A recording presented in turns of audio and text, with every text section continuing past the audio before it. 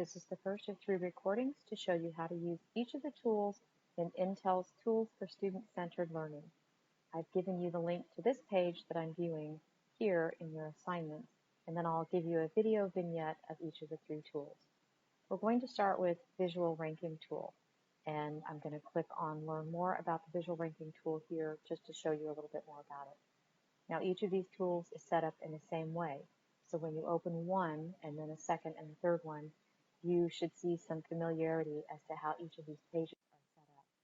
So as you're looking at this, the Visual Ranking Tool page gives you information about the tool itself, and then there are a few things that you can click on. In particular, the Overview and Benefits, the Try the Tool, and the Project Examples. So let's first take a look at the overview and benefits of this Visual Ranking Tool.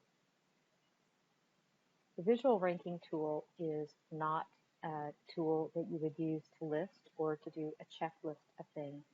The Visual Ranking Tool is something that you would use if you're doing a hierarchy or an order of things that you are having the students go over in class. It gives you the overview and benefits in length on this page here, which I'm asking you to read. It's too long to go over now, but you'll go over this tool yourself.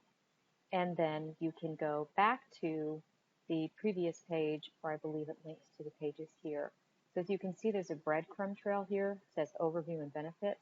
I can quickly and easily go back to my main page here. It gives a drop down. So the next thing to do is to try the tool. This is a demo environment, so it's giving you an opportunity to play around with the tool and experiment with it. It's not actually saved in your teacher workspace, and we're not ready for that step anyway. So there are 2 things that you can do here.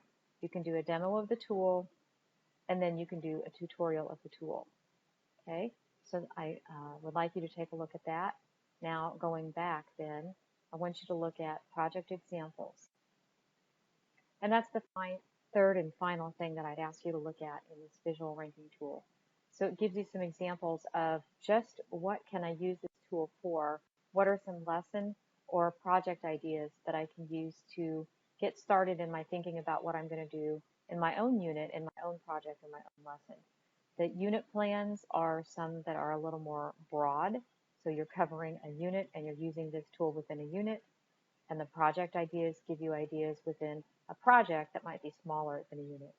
So take some time and look through the first 3 parts of this tool, the overview and benefits, the try the tool, and the project examples.